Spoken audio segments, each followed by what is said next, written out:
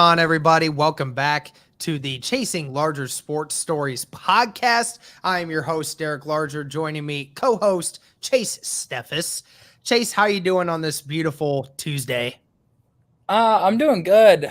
Right now we're gonna finish up the stream, chill a little bit, and then I'm heading up to Akron to see Tori. It is her birthday today. Oh, okay. Cool. Absolutely. Well, you make sure to say hi to the family for me. But in the meantime, we got some more NFL news, guys. We finished the last stream with a couple things that we weren't able to get to talk about. And, with roster cuts happening today, there are some news stories we'll talk about. We'll actually talk again tomorrow about some of the other cuts and if we thought there was something interesting that missed our eye. But we did finish last stream talking about the top 10 players in the NFL. We ended right before the final five were announced. We didn't really talk much about the actual top 10 as much right away. But then again, we can go ahead and break it down who was in the top 10 of players for this year. 10 was Travis Kelce, 9 was Jalen Ramsey, 8 was Patrick Mahomes, 7 was I forgot, 6 was TJ Watt, 5 or we'll skip or we'll wait until we talk about the first 5 and then we'll get to the last 5 after that. Yeah, who was number 7? I want to get number 10 here. So Kelce at 10, Ramsey at 9, Mahomes at 8. You had Devontae Adams at 7, TJ Watt at 6. And then number 5 was Jonathan Taylor. Yep. Number 4, Cooper Kupp. Number 3, Aaron Rodgers. Number 2, Aaron Donald. And number 1 was Tom Brady. So let's kind of just start from the top here. Let's just start from number 10 and move our way down. Obviously, Travis Kelce, unanimously known as the best tight end in football at the moment. Him and Patrick Mahomes, ever since Patrick Mahomes has gotten there, Travis Kelce has continued to just be a phenomenal player. 32-year-old is approaching his 10,000 yard marker. He would surpass Rob Gronkowski this year if he only gets about 300 more yards. Would pass Shannon Sharp for 5th all time as well. So, he is less than 1,000 yards away from being in the top 3 all time in receiving yards for a tight end. So, and after last year, obviously there was no exception, had 92 catches for 1,100 yards and 9 touchdowns. And now, with Tyreek Hill being gone and, all these unproven wide receivers, it makes sense that Kelce is going to have another great year this year, barring any injury. What do you think of Kelce at 10?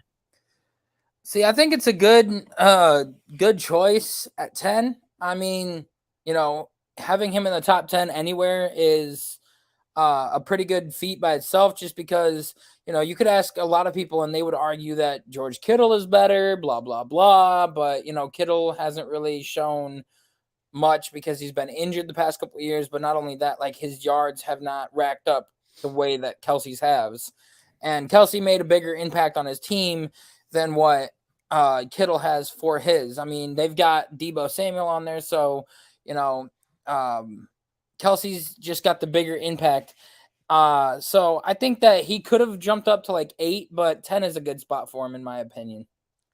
Now, number 9, Jalen Ramsey, his highest spot ever on the top 100 was 14th last year.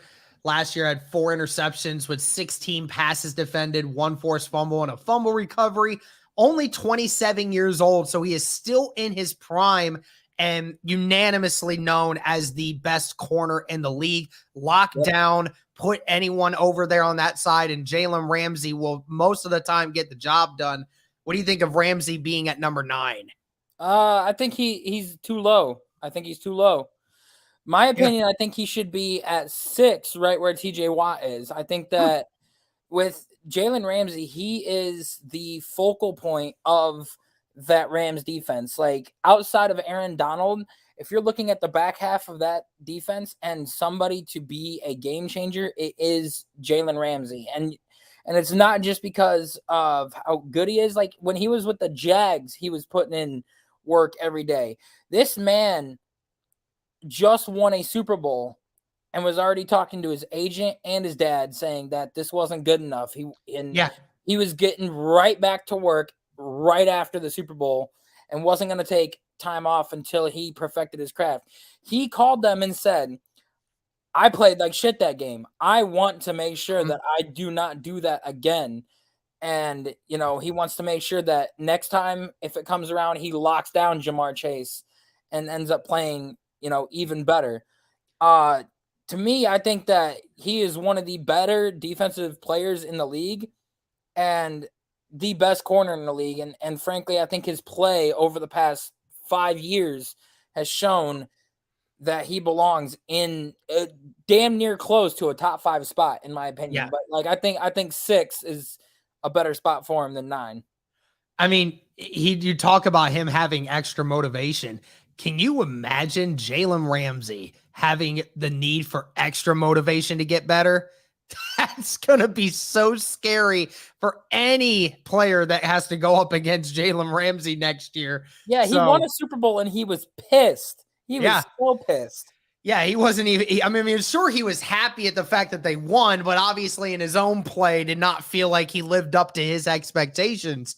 I mean, that's great. That means we're going to get him back this next year being even better. And that means we're going to see a top 5 player in the league in Jalen Ramsey this next year. So crazy as is. And move on to number 8, the guy who was number 1 in the 2021 rankings, but now is number 8, and that is Patrick Mahomes. Wonder if, you know, them losing in the AFC Championship game the way they did might have impacted this in some way, shape, or form. But again, he's the third.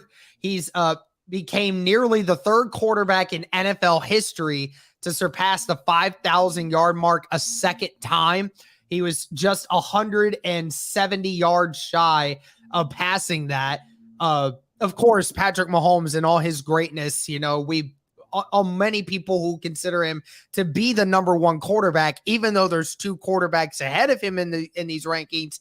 A lot of people in general think that Patrick Mahomes is the best quarterback in the league and will be the face of the league for the next 10 plus years. So what do you think of Mahomes being at 8? Is this too low? It is extremely disrespectful, in my opinion, because you know, Tom Brady, all due respect to the man, but, you know, I think that the proper way that the rankings should be is you should have Jalen Ramsey at 6. You should have TJ Watt at 7 or 8. I think what you should do is you should bump Devontae down to 8, put TJ at 7, TJ at 7, Jalen at 6, and then put Patrick Mahomes at 4. And move up Aaron Donald to 1, Aaron Rodgers to 2, and Cooper Kupp to 3. If you're gonna put Patrick Mahomes in there, put him in the top 5. He is no question the number 1 quarterback in the league. And the fact that, you know, he was down against the Bills, came back, 13 seconds left, drove his team down the field, tied up the game, and then did a game-winning play.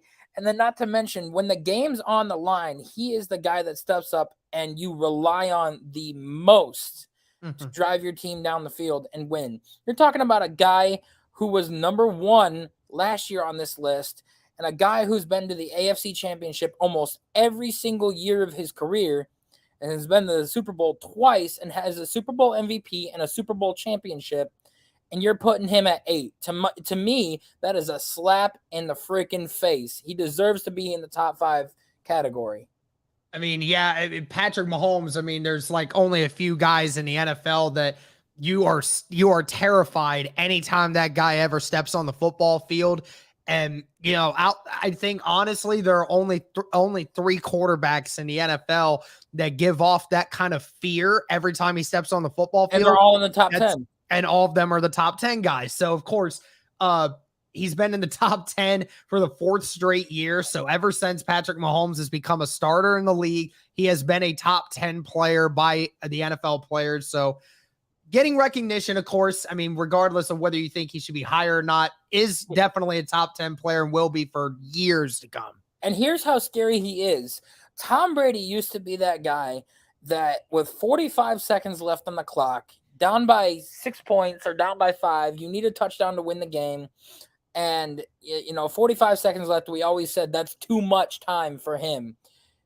Patrick Mahomes has become that guy that you're scared of. Like 45 seconds left on the clock. He's a younger Aaron Rodgers, in my opinion. He's a younger Aaron Rodgers and even more and just as efficient too.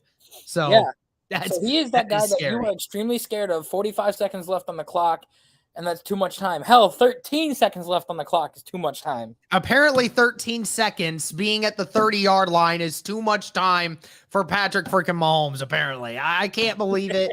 But anyway, we move on to number 7, who I was number 6 last year, so pretty much right at the same spot he left off, and that is Davante Adams, who obviously played with Aaron Rodgers this last year, and after snagging 123 catches for over 1,500 yards and 11 touchdowns to earn another All-Pro Pro Bowl season, the 29-year-old is now became the highest paid wide receiver in NFL history this offseason and is now going to be with the Raiders this next year.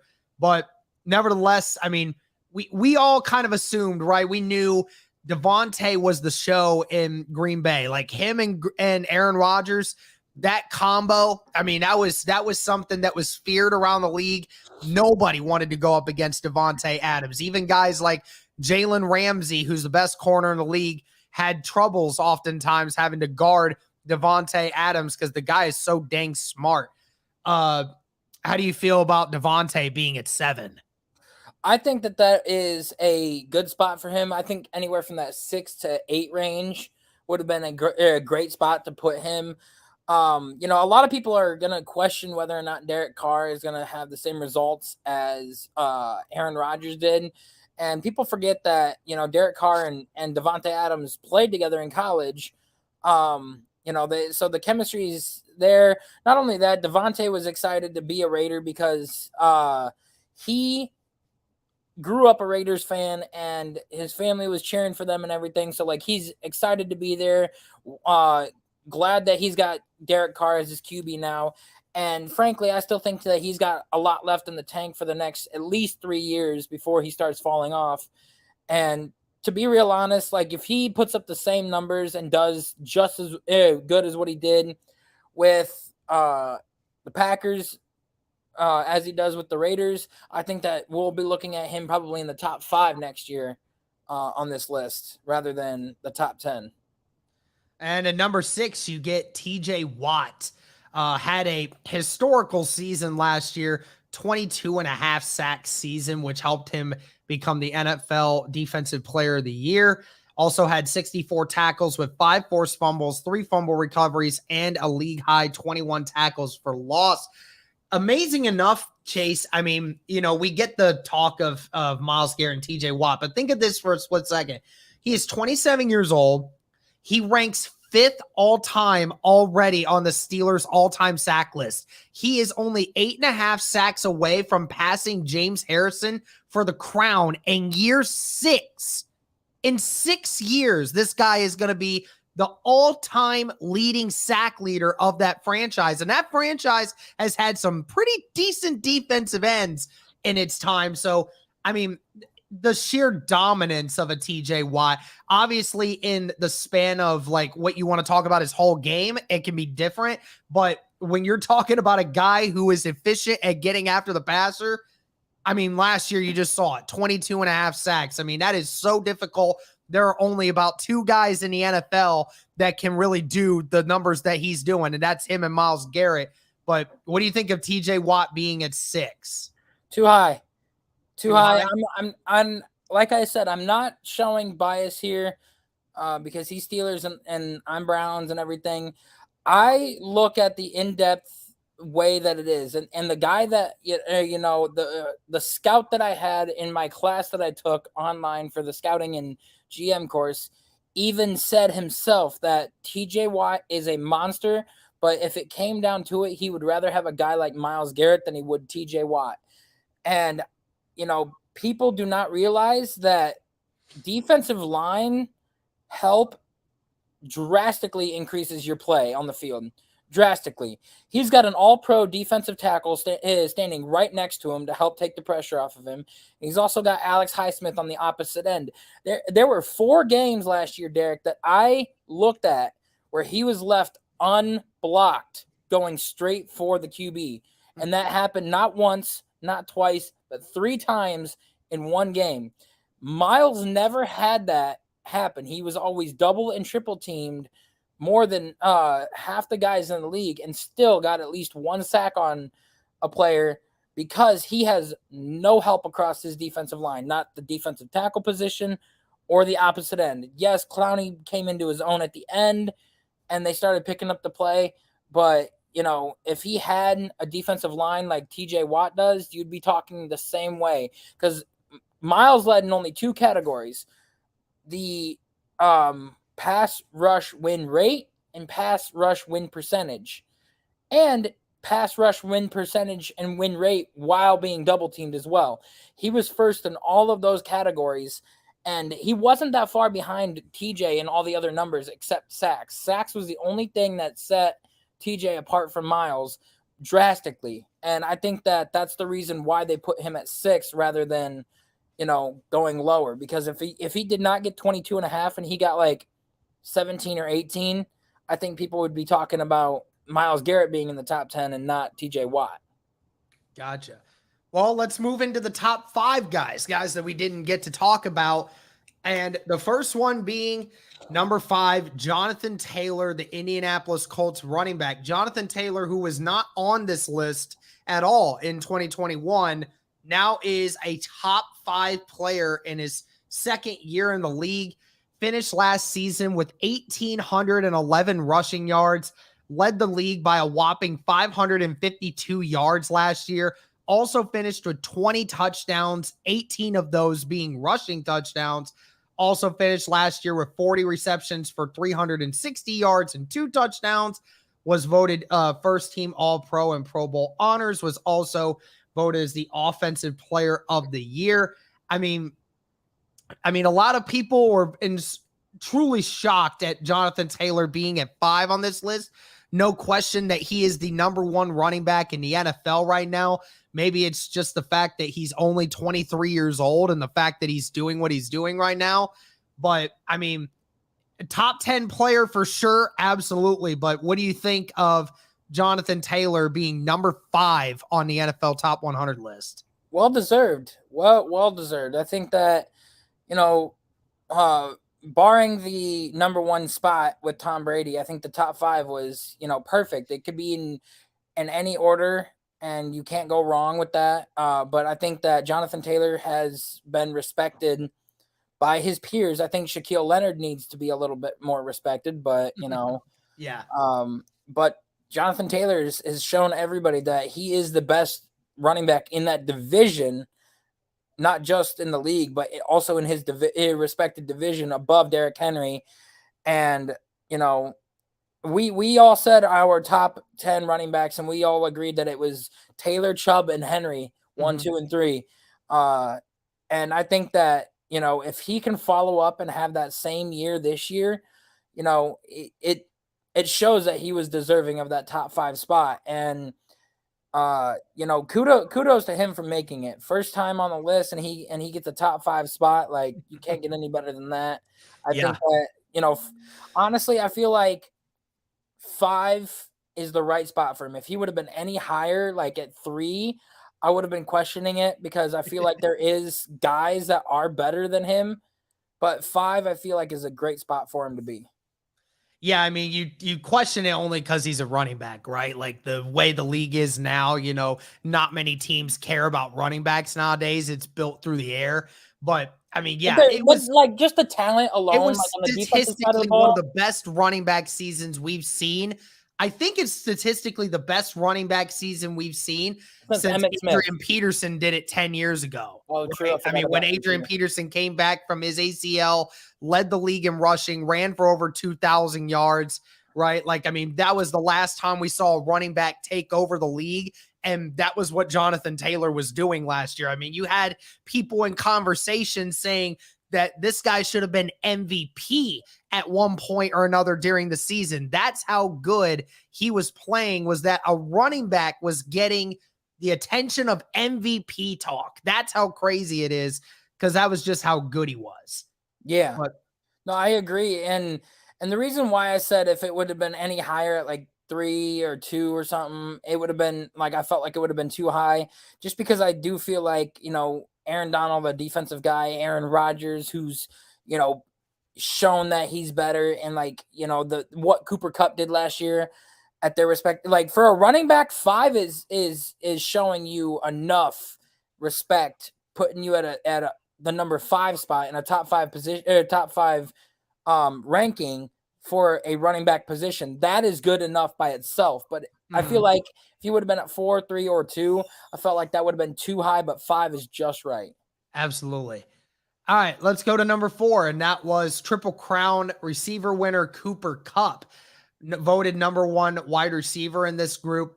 Finished last season with 145 receptions for almost 2,000 yards and 16 touchdowns. Made him the 4th player since 1970 to achieve that rare feat. AP NFL Offensive Player of the Year that year. I mean, it's truly incredible what he was able to do. I mean, it's crazy because we look at it from an understanding that for athletic reasons, people would not put Kupp in the top 2 or 3 when it comes to athleticism. But every year he just continues to be a guy that goes out there and makes 10 catches every game and gets you 100 plus yards and 2 touchdowns every single freaking game, it feels like. I mean, he is such a smart player. He's like the LeBron James of NFL wide receivers. I mean, he just knows how to get open. He has a photographic memory that's just untapped. And I mean, Cooper Kupp, I mean, totally deserving, when you accomplish a Triple Crown like that to lead your category in every statistic, it only makes sense to put Cooper Kupp in this kind of category here. I agree. I mean, not only did this guy, like, he doesn't show pure athleticism, but he is one of the better route runners in this league, and he makes people miss. I mean, we saw it time and time again in the Super Bowl. I mean, Van Jefferson was, a good opposite weapon of him. But once OBJ went down, the game was solely on Cooper Kupp's shoulders. And it was up to him to try to win the game. And he did with a catch in the end zone to clinch it and seal the deal. And I think that, that's why he ended up winning Super Bowl MVP.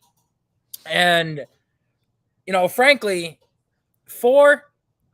great spot for him. I feel like Tom Brady screwed up this list though, because like he could have easily been at 3, but 4 is a fine spot for him to be, and well deserved. I mean, we have not seen a Triple Crown wide receiver in a few years now, and the fact that he was able to put up those numbers with the Rams, with a new quarterback coming in, being basically the only weapon there for a while, was huge.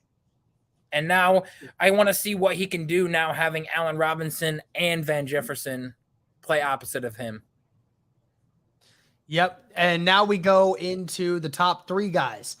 And number 3 was the back-to-back MVP, Aaron Rodgers. Finished now. He is now 4 MVPs, which is only the 2nd player in NFL history to do that. Led Green Bay last season to its 3rd consecutive 13-win season with an efficient 4,100 yards, 37 touchdowns to only 4 interceptions, the 3rd highest touchdown to interception ratio in NFL history, and one of the 6 highest marks of all time, all of which are owned by quarterbacks from the Packers. So, he was phenomenal. I mean, truly incredible that he was putting together numbers like that. And, he ended up being the highest paid player in NFL history on an annual basis following his 17th year, 38 years old, and he's still doing what he's doing, Chase. I mean, what do you think of Aaron Rodgers at 3? Top 3, I can't complain. I really can't. I mean, there's really nothing to say other than like I said before, Brady screwed up this list being at number one Yeah. because I do feel like the order that I said everything at earlier, where I would have put Brady at 8 and everything, like that would have been a fantastic spot for him to be, because you could have put Mahomes at 4 and had Cooper Cup at 3, Rodgers at 2, Donald at 1, Taylor at 5 because I would have kept him at 5, and then frankly moved TJ Watt back to 7 or 8, and then put Brady at 7 or 8, and then move Devontae up to 6. But regardless, we're not the ones that are voting. It's the players. Obviously, we have had some questionable calls on who we, think that the top 10 should be, or even just the top 100. There's been a lot of disrespect going on with the way that these players are being ranked. But I feel like with having Aaron Rodgers at 3, you can't really get a better spot other than 2 or 1. So, kudos to him for being top 3. Number 2, Aaron Donald from the Rams, being regarded as one of the best defense, probably the greatest defensive player of our generation. Had another spectacular year last year, finished with 84 tackles, 19 tackles for loss, 12 and a half sacks, 64 pressures, and 4 forced fumbles in 2021. He even had the game clinching pass rush that put Joe Burrow's pass into the dirt. And then that ended up being the play that would win the Rams the Super Bowl. And after talking about potentially retiring, the Rams lured him out of retirement and made him the highest paid non-quarterback in NFL history this offseason. I mean, Chase, Aaron Donald, I mean, say what you want about him, but this guy, I mean, even after last season, I mean, just it really is phenomenal just how dominant he continues to be. Yep. I would 100% agree. I mean, there's arguments right now that he's the greatest defensive lineman of all time because of how he is. Like, he does have an anger issue, and we've seen it time and time again where his anger gets the best of him and all that. But, there's no hiding the fact that he is, in fact, so dominant and, probably the best defensive player of our generation right now. And no hiding the fact that, he's an extremely talented and extremely good defensive player that is much needed for his team to succeed. So, we can't ignore that fact, and we can't ignore that he, is deserving to be that number 2 or number 1 spot on this list. And finally, we get to number 1 here, and then we can get into the rest of our stuff. Tom Brady is the number 1 player in the NFL based off of the players. Here's the thing, Chase. I would have agreed with this 2 years ago when they actually won the Super Bowl. I would have been perfectly fine with people putting Tom Brady at number 1.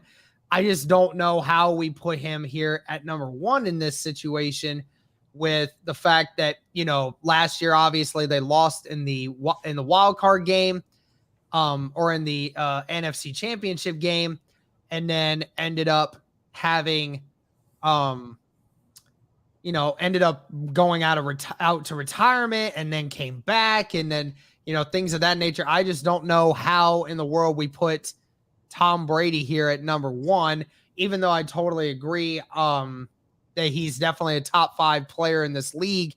Just don't know if I would have put him at number 1. Yeah, and I agree. Like, if it wasn't for him being as good as the GOAT status and as good as what he's supposed to be, I feel like he would not be number 1 on this list. I do agree with you. If it wasn't, or like if he would have came out on top with the Super Bowl again this year, doing it at the age that he is, with 44 years old, almost 45, I would have agreed putting him at number 1. But right now, even looking at last year, his stats, his throwing strength, his accuracy kind of like all went down last year. And I think that this year is truly the last year we will see of Tom Brady. Like, I truly think so, because I feel like if he does not win a Super Bowl this year, I do feel like he's going to hang it up for good and probably won't come back because I don't know if he's put in a better position to succeed right now than where he's at. And with him being 45, he is already the oldest quarterback to ever play it in a football game. Starting this year. Brett Favre was the previous holder of that at 44 years old, playing in the NFC Championship game with the Minnesota Vikings. But this dude will be 45 to start the season and already playing in an NFL game. So he's already the oldest quarterback to ever play. He's already got the most Super Bowl wins by a quarterback. He's already got the most Super Bowl rings by a quarterback, got all of the stats that a quarterback needs. Like, he's got nothing else to prove to anybody in this league about anything, whether or not he is the GOAT. We all know that he's the GOAT. Just because you're the GOAT does not mean that you belong at the top of this list. There is 8 people, in my opinion, that are better than Tom Brady at this moment in time and should be in a fight for that top 5, even that number 1 spot. And the fact that they had Tom Brady at number 1 goes to show you that it is young players voting on this list because the young guys grew up watching this man. And now that they're playing in the same league as him, I feel like that's the reason why they voted him number 1. It's because of those young guys. Right. Well, let's move on from the top 100 guys. And let's talk about some stuff that's going on over the last few days. And one thing that happened today was the Eagles made a trade with the New Orleans Saints, sending CJ Gardner-Johnson to the Eagles in exchange for, I think it was a 5th-round pick. CJ Gardner-Johnson, who is already labeled to be a starter on this Eagles defense because, they were kind of missing some guys for the safety position. But anyway, CJ Gardner-Johnson, who is expected to be the starter at free safety, and basically the Eagles got him for a 5th-round pick, Chase. I mean, and CJ Gardner-Johnson, who, by the way, has played in 3 seasons, has had 5 interceptions, has totaled over 160 tackles. So, this has been a kid that maybe wasn't as highly rated as what some people would have liked, but he is a very serviceable player in this league. And I mean, he's already coming in to a really good Eagles defense. I mean, it's phenomenal, Chase, what the freaking Eagles are doing defensively right now. Their defense from top to bottom is so good, dude. Like, I mean, they should have a top 5 defense this year. Yeah. You want to know what else is crazy? What's that? I was watching the NFL Network today, and they were talking about how they actually acquired, or they had talks with the Saints about sending one of their 1st-round picks this year and Miles Sanders in a package to try to get Marshawn Lattimore. Marshawn Lattimore. Can you imagine Darius Slay and Marshawn Lattimore teamed up together on that defensive side of the football? Not to mention, like I said to you earlier, the Eagles were in talks with the Cleveland Browns about acquiring Kareem Hunt. Like, a guy who is a starting running back on any other roster in this league, is a backup with the Browns and splits carries with Nick Chubb. And he is very easily worth, in my opinion, a 1st-round pick if, the right guy comes along. But I'll take a second for him any day. But, damn, the Eagles, if they would have gotten Marshawn Lattimore and Kareem Hunt, dude, you could already – but the true question is, Derek, are they Super Bowl contenders in the NFC? Hey, I definitely – I mean, you look at it from the perspective of, I mean, the defensive – wise, yes, absolutely. I mean, they have almost as good as any defense in the league, especially when you're looking on the backside of what they have, right? I mean, you look at CJ Gardner-Johnson, you have Marcus Epps, you have Darius Slay, James Bradbury, a phenomenal secondary. You have TJ Edwards in the middle with Hassan Reddick as well, being a guy that you can get pressure off the edge. Brandon Graham and Fletcher Cox, that defense definitely has the ability to do so. Now Jordan Davis and Nakobe Dean coming in here. And freaking Jordan Davis too. Like, I mean, it's incredible to see that. So And with the team or being in a division with guys like Saquon Barkley and Zeke Elliott, and it would have been Brian Robinson, but like, you needed Jordan Davis to be able to plug up that hole.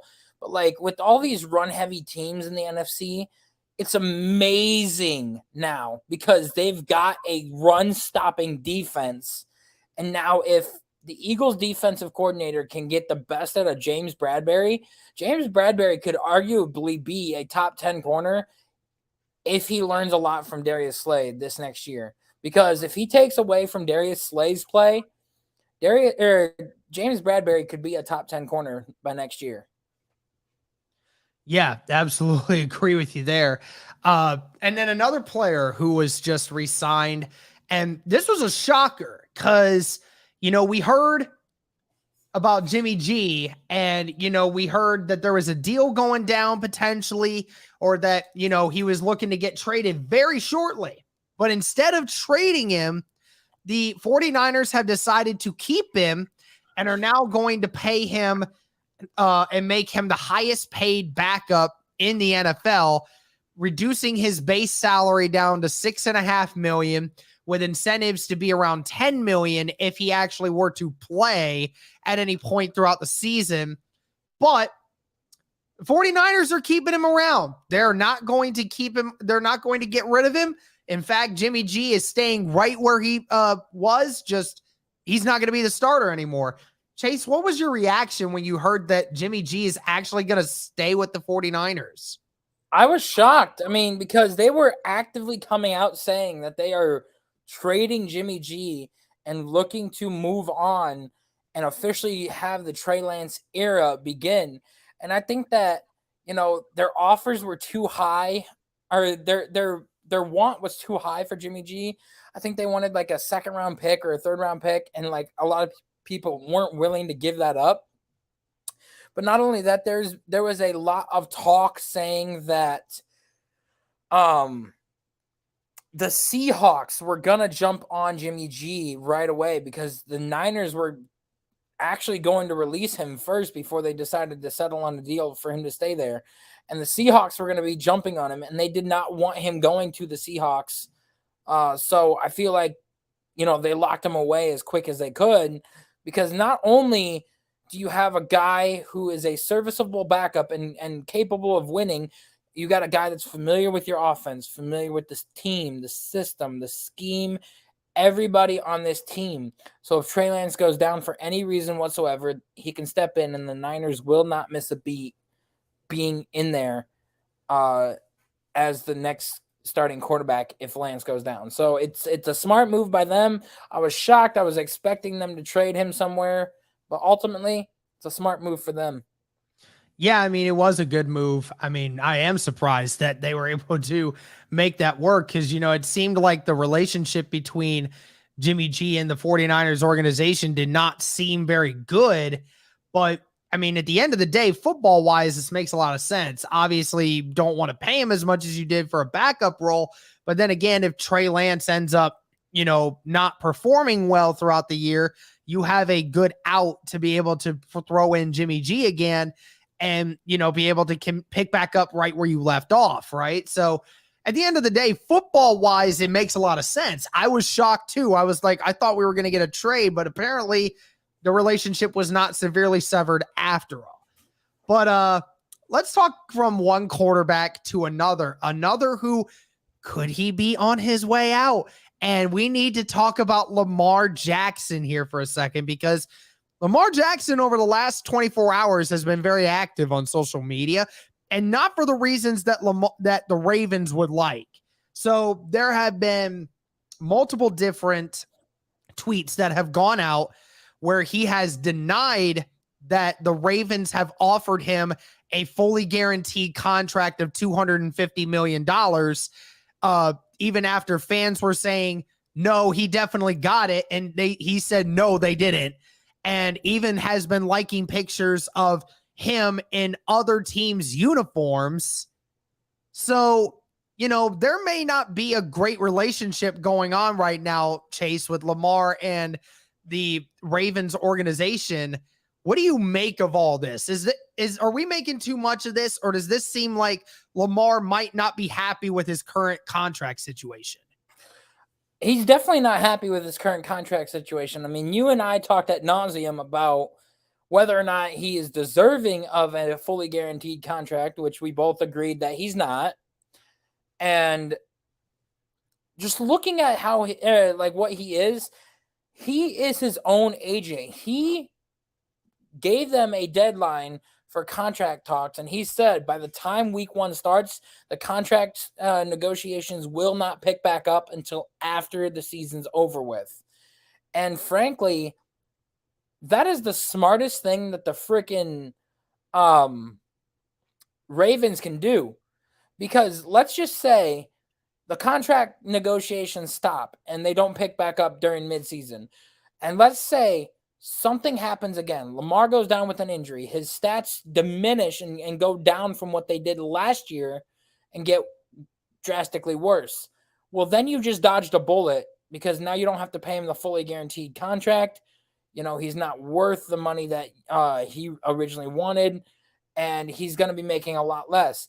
Now, on the other hand, if he steps in this season, takes off and puts up MVP type numbers, then you could have a conversation whether or not he is worth that money. So, like, ultimately, Lamar is gambling on himself right now, because with him putting that deadline of, you know, you've got until the 11th, and then that's it. No more contract talks until after the season.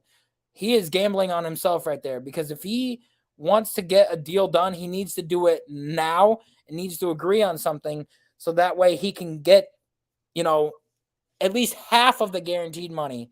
Because if he falls off this year, he's not going to get that guaranteed money. He's not going to get what he wants this year, this next offseason.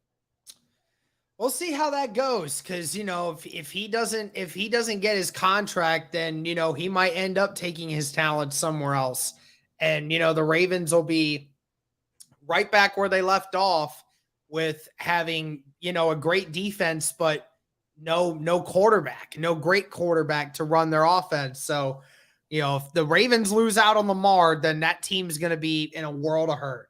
Yeah, and you can honestly question whether or not it's been on Lamar, or like you can question the front office, because yeah, this front office has done a great job at building the offensive line, building, you know, the quarterback spot, building the defense from the ground up, but they have highly neglected the wide receiver position there in Baltimore, like very highly neglected it. I mean, your best weapon is Mark Andrews, and then outside of him, it's Rashad Bateman. Like, you know, what are you doing? I mean, Mark Andrews is legit a top 5 tight end right now, but then again, I mean, you know, you need more than just a tight end. You know, if you don't have any wide receiver talent, then you know it means almost nothing at the end of the day. So exactly. And like, you know, you could honestly sit there and say, like, are the Ravens screwing over Lamar on purpose? I don't know, but you know, if they that's want a wild allegation, huh? That's a wild allegation. It is a wild allegation, but you know, there's been talks about it out there saying like the Ravens are screwing Lamar over on purpose, and you know, I kind of find that a bunch of BS. I don't believe it, but you know, you would have thought that out of the past 4 years, 5 years, they would have given him at least one good weapon to work with. I mean, you had your chance to get some great guys over these past couple drafts. They had a chance to get Jay Jettis and decided to pass him up too. So you know, the Ravens are screwing over Lamar, like in terms of weapons, but I don't know if he does end up going to the Dolphins, because I don't know if you saw that tweet. It was him in a Dolphins uniform that he was tweeting out, and he ended up later deleting it. But if he ends up going to the Dolphins, pairing him with Jalen Waddle and Tyreek Hill, not to mention Mike Gesicki, that's going to be dangerous. That'd be really dangerous. That Josh Dolphins, Allen in that division, that Dolphins team, that team's making that team is probably going to win. That'd be a team that could potentially win that division, with even Buffalo being there. I mean, that's a team that could go toe for toe with the Buffalo Bills easy with that team. 100%. Oh yeah, All right, with let's Lamar go. having Tyreek and Jalen Waddle, Gasecki, Yeah, and a couple others, that's speed. That is speed that nobody wants to deal and then with. you got the running back playing quarterback. Yeah, that's speed. And then you have Raheem Mostert, who actually is the fastest running back in the NFL when you look at it from a pure speed perspective. So they'd have the fastest quarterback, the fastest running back, the fastest wide receivers. So speed. I mean, that'd be phenomenal. That'd be fun to watch. Okay. Lightning McQueen. I got speed. I got speed. Yep, that's right. Jesus. You know what? I saw a freaking meme yesterday of like, I don't know, it was like, have you guys ever seen lightning in the sun? And then sure enough, the camera goes into frame and then there's a Lightning McQueen that just comes right through to the front of the camera. I'm like, I should have sent that to you guys last night. I didn't see that. It's just like I'll there was send lightning outside today. Good and then there's lightning just goes by. Yeah, I should have sent you guys that. Anyway, let's move on here. Got a couple different injury reports, or at least one injury report, and then another trade for a wide receiver. Laviska Shenault is being sent to the Panthers. So the Panthers now get another electrifying wide receiver on that roster. Another fast wide receiver that Baker Mayfield will now be able to throw the football to. I mean, you and I were talking about it right before we started, Chase, that we thought that, you know, with this move, this could potentially help the Panthers set themselves even higher up than what they already were. What do we think of the Panthers offense in regards to how it can look this season, adding Laviska Shenault to it? There's going to be one key component to whether or not this offense succeeds, and that is the offensive line. You've got weapons under the sun. Okay, because you've got Baker's best weapon in Rashard Higgins, because he's got the best chemistry with him by far. You've got Terrence Marshall. You've got DJ Moore. You now have Laviska Shenault. You have a healthy CMC, and that's a wrap. The only questionable thing on this offense is the offensive line, which has been one of the worst in the league over the past 4 to 5 seasons. Since Cam Newton left that team. And to be real honest, if they could fix that issue this season, that offense will be deadly. Yeah. Having Baker is a massive step up, and that is why I chose the Panthers to finish or to get that 7th seed in the wild card spot for the NFC this next year. And I think that they are going to make a big push in the playoffs if they get in. Yep, absolutely. And then real quick update on Brian Johnson, the Washington Commanders running back who was shot in the leg twice actually during a attempted carjacking. He was in good shape. Ron Rivera left the hospital yesterday stating that he was in good shape and that he's in good spirits and that all signs point towards him having a full recovery, which is great to hear. Status wise, you and I talked about it before, thought that he could be back in a couple months, which, you know, would definitely be helpful. But I mean, at the end of the day, just glad that this guy is going to be okay at the end of the day.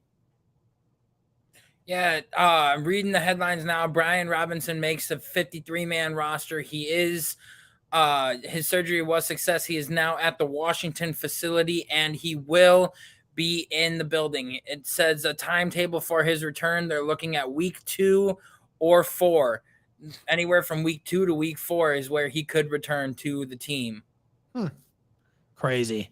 Yeah, so if he gets a fast recovery like that, I'm leaning more towards the week 4 because, like, you still got to give him a chance to get strength back up in that leg for the injury to fully heal to where it could be able to take the hits on his legs like that. You know, then I feel like week 4 would probably be the better option for him to come back and, you know, be that guy for not to mention, there was one other thing I wanted to say. I can't remember. Oh, yeah. One more thing. Alex Leatherwood, the first round draft pick for the Raiders in, I think, 2020, just got released.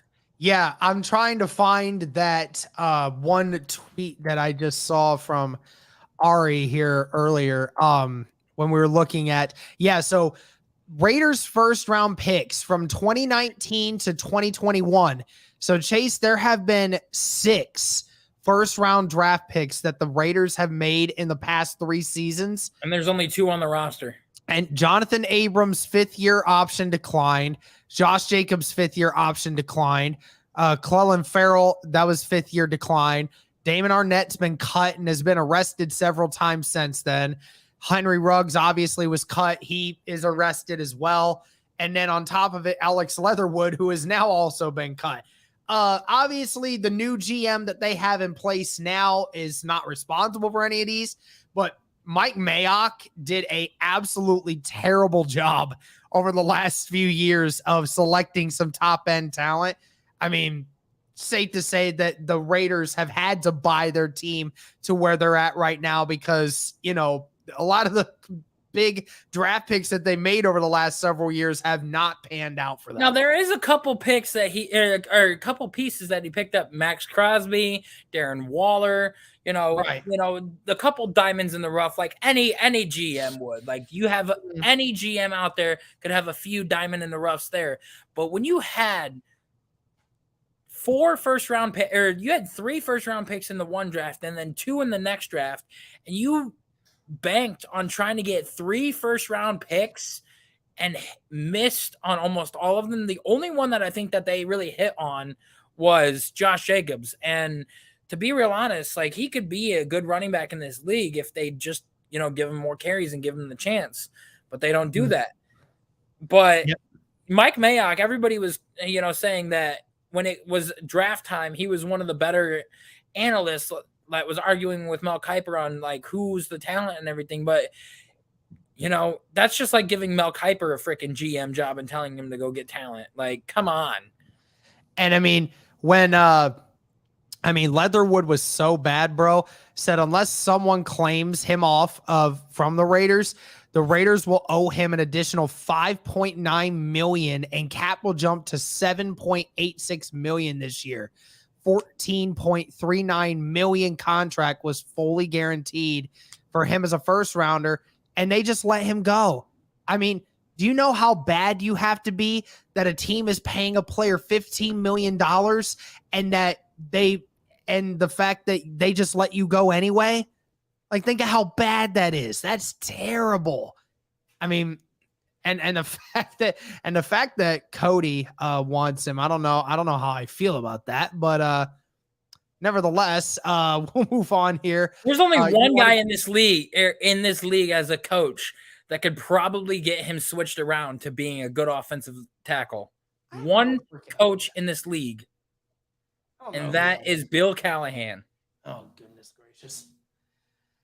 I don't know, man. It's going to take a little bit more than just some additional coaching to get that good. I mean, if a team's willing to bite $15 million to get you off their team, that's bad. Do you know who Wyatt Teller is, Derek?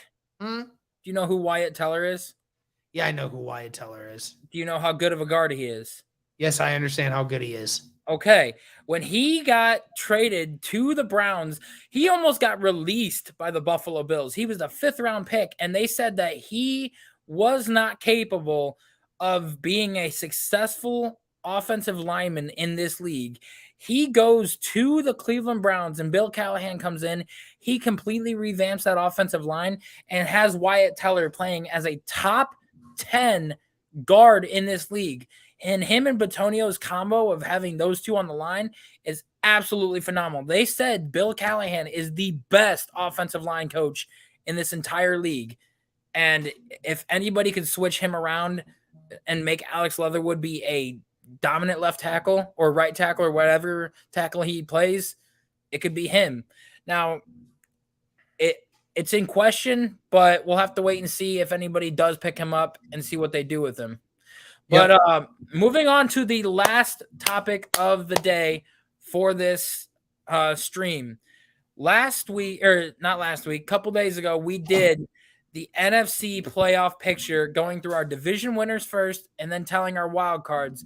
we are going to do the same thing with the AFC. Doesn't matter the seeding. Let's just go through the division winners. Okay. Derek, start us off. All right. Division winners. All right. Let's see. AFC North. What do we got? We got Bengals, Steelers, Ravens, Browns as well. I'm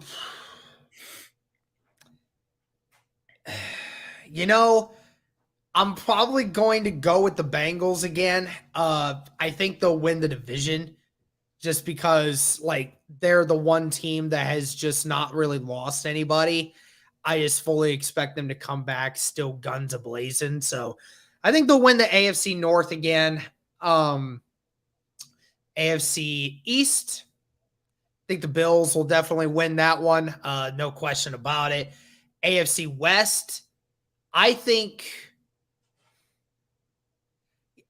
I'll be honest. I think if all pieces stay healthy, their main pieces stay healthy, I think the Chargers win the division.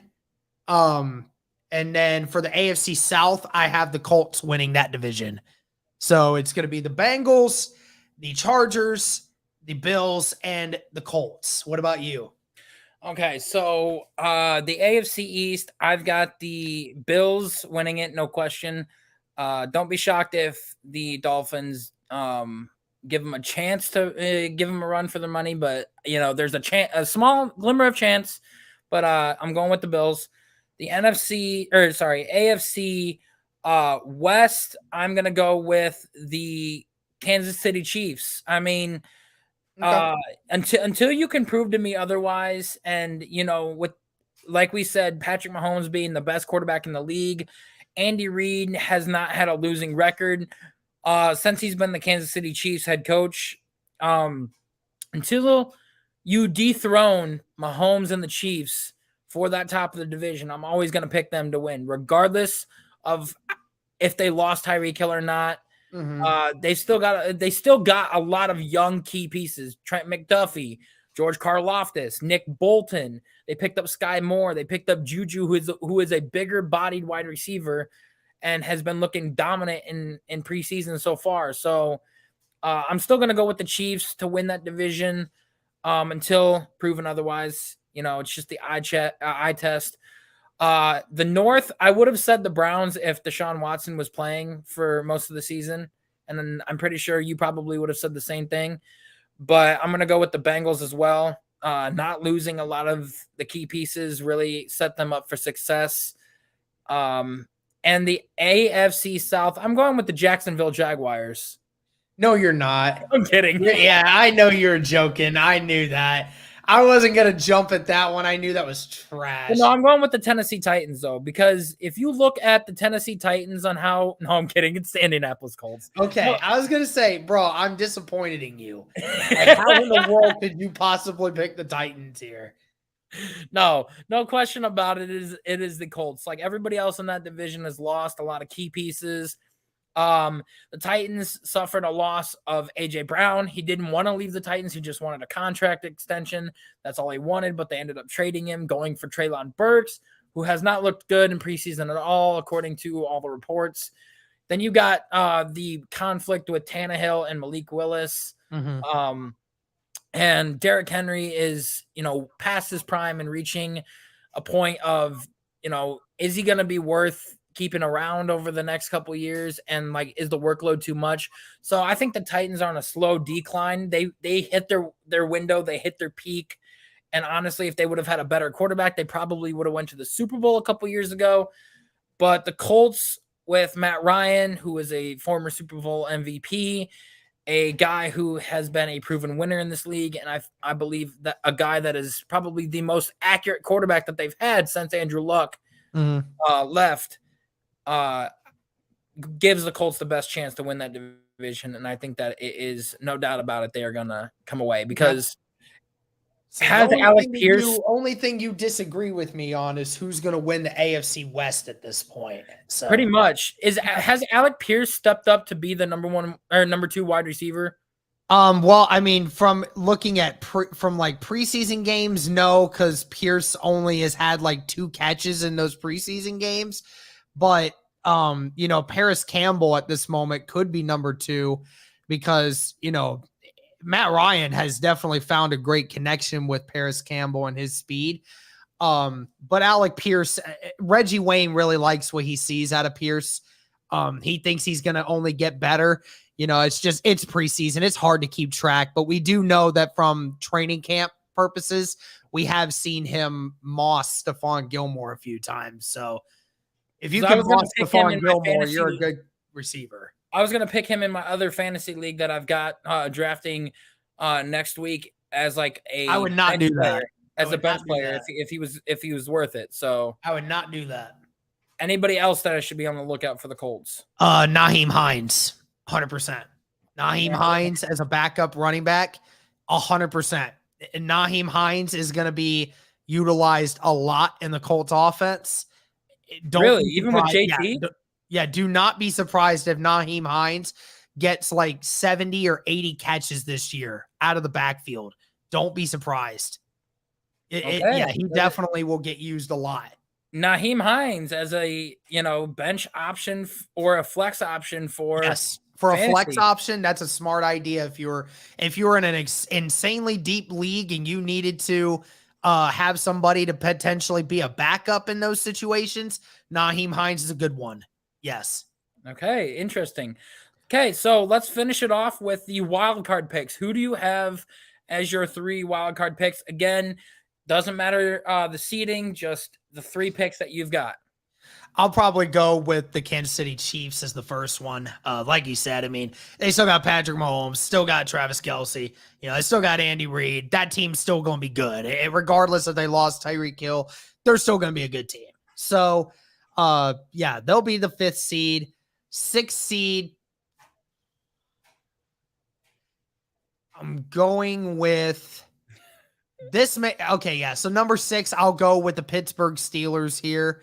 Wow. I have the Steelers going because again, Mike Tomlin does not have losing seasons, and the way that team is built, not yet, but they have it. They have a great defense. They have a solid offensive line. If they figure out their quarterback situation, which I think they will, they're going to win 10, 11 games this year with Najee Harris being the elite running back that we think he can become. But he does have a Liz Frank injury. So they said he should be back week 1. So shouldn't have any issues there. But I think they're going to go 6. And then 7, I'm going to go I almost want to put 3 teams from the AFC West in there, but I can't. I can't quite do that. I'm going to go Miami Dolphins.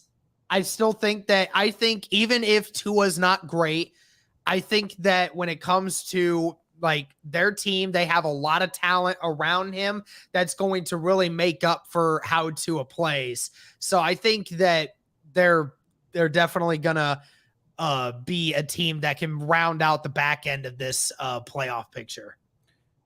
Yeah, I mean, not a bad team to choose. For me, I'm going to go the opposite direction of what you said because like we disagreed on the AFC West. I said until it's proven otherwise and Mahomes is dethroned, I'm not going to put him as a loser or as second place in the division. So with the second place team in this division, I'm going to put the Chargers at that 5 seed. Okay. They've got such a talented team, getting J.C. Jackson, Khalil Mack, and like just the offensive weapons that they've got. And if my prediction is correct with them wanting to get a better tight end and possibly going after O.J. Howard now that he's released, that's going to be a dominant offense by itself there too. And you signed Derwin James to a contract extension. You still got Joey Bosa. This team is going to be good and electrifying. So the 5 spot is a good spot for them there. The 6 seed, I don't have the Steelers. I mean, with the Liz Frank injury that Najee's suffering, the quarterback controversy, I do think the Steelers are going to win 9 games, maybe 10. I just don't think that's enough to get them into the wild card spot because the AFC is way more stacked than the NFC. And if some of these AFC teams were in the NFC, they would get in the wild card. But you got guys like the Ravens, the Dolphins, the Raiders, Mhm. Browns, have a I just possibility. don't know. I don't know about the Ravens right now. If we're talking about, if there's friction between Lamar and what's going on with the team right now, I just don't know if I trust them to, be able to win 11 games going forward with what they've got going on. I think there's so much drama going on between the franchise and the franchise quarterback right now that I just think that's going to mess them up. That's just me. And you know me. I would have said if Deshaun Watson was playing all these games this year, then I probably would have picked the Browns to win the division. I just don't know if I can pick them right now just because of the fact that obviously it's 11 games. Obviously, some things can change, but that's why I went with the Steelers at that spot, because I think the Steelers, from a franchise standpoint, and the fact that there's no drama coming out of that locker room right now, I just think that is what's important. And I think they'll sneak their way in, because they almost snuck in last year with a terrible Ben Roethlisberger, right? So I think that they can. They did sneak in last year. Yeah, exactly. So it's like, in that situation, if they could do it with a trash quarterback in Ben Roethlisberger last year, and they really didn't lose anybody from this last year, then I definitely think they could do it with either Kenny Pickett or Mitch Trubisky. They do have a few weaknesses. They got an offensive line that is still, dog shit. And then like their back end, other than Minkah Fitzpatrick, they've got nobody. Joe Hayden's not on the team anymore. They've got no other good corners and everything. Their linebacker core is because, a lot of these Steelers fans, including Michael, are saying that Devin Bush is not living up to the hype and expectation what he did with his first year. And frankly, I think that he just got hurt. That just happens, and people get hurt. Yeah, but after his one injury, like, he hasn't been the same. So, it's gonna be amazing. Like I said, I don't see them having a losing season. I see them having like 9 games, but I do not see them making the playoffs because of how good the AFC is. But anyway, my 6th seed that I have is going to the Miami Dolphins. Okay. Because like you said, with how talented that team is, and even if Tua just does the bare minimum, I think that the way that Mike McDaniels gets this offense going, and the way that his coaching style is, and what he's utilizing with Jalen Waddle, how he's utilizing Tyreek Hill, it's gonna be, a great situation for them to be in this or in this division, and how they play. So frankly, I think that the Dolphins are in a prime position for them to succeed and have a shot at making the playoffs and going deep. Now, feel you. This is going to spark a lot of controversy between me and you for choosing this team. And frankly, if their quarterback situation pans out and he plays really good, because it's all going to determine how well their QB plays, I have the New York Jets at the 7th seed. The New York Jets at that 7th seed. I'm not going to entertain that. I'm not even going to entertain that. Because you're just as bad as Josh. You're just as bad as Josh at throwing out hot takes out there that is not going to work. The Jets are not in a situation where they are able to thrive in an AFC division. Bro, they got to win at least 10 games. They can't win 10 games as they're currently constructed right now, even with Flacco or Zach Wilson playing at the best of their careers. They can't win 10 games in this conference right now. They can't. They're not built enough for that. I mean, you look at their roster, dude, it's constructed very, very well. The defensive side of the ball, you just got what was his Johnson. You ended up getting Sauce Gardner. You got CJ Mosley. You got a lot of key pieces on that defensive side of the ball. Now, obviously, like I said, it's gonna depend on what the quarterback play is, regardless of if it's Flacco or if it's Zach Wilson. That doesn't matter. It all depends on how they play. Now, I will throw it out there right now. If the Jets quarterback situation doesn't work out, I'm going with the second pick and putting the Raiders in there at the 7th seed, and I'm going to have them in there instead. But I'm going to stick with the Jets, barring any setbacks by Zach Wilson. Because if Zach Wilson can take that leap on what everybody expects him to be and turns out to be the guy that they drafted all along, the Jets can sneak in there at that 7th seed, in my opinion, because the offensive firepower you got, Breece Hall, the best running back out of this draft, Garrett Wilson, the best, my opinion, the best wide receiver out of this draft class. Then you got, he's got good chemistry with Braxton Berrios. Their offensive line has really greatly improved. You still got Corey Davis. You got Crowder on the offensive side of the ball. They ended up getting CJ Uzomah. The offensive pieces are there. It all depends on what Zach Wilson can do and if he can step up and take that next leap forward. And if he can, the New York Jets are looking at the 7th seed in the playoffs. I will go with my backup and have the Raiders in there instead at the 7th seed because, with the 3 teams from the AFC West, huh? Yeah. I do. It might be the year that it happens. Who knows? But anyway, guys, that's going to do it for this one. A little bit longer of a live stream this time than we had the previous one.